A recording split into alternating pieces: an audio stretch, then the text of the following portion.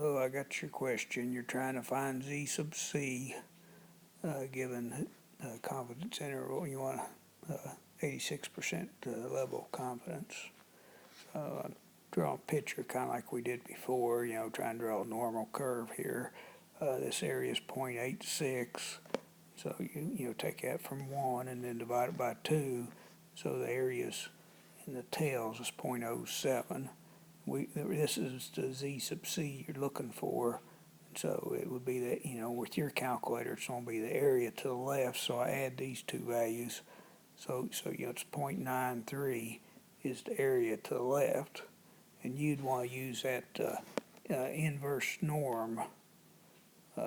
Remember inverse normal, that's what you want to use to, you inverse norm, and you put in this 0.93 for the area, and then keep the, the 0 and the 1, and just have it calculate it for you, and it'll give you Z sub C.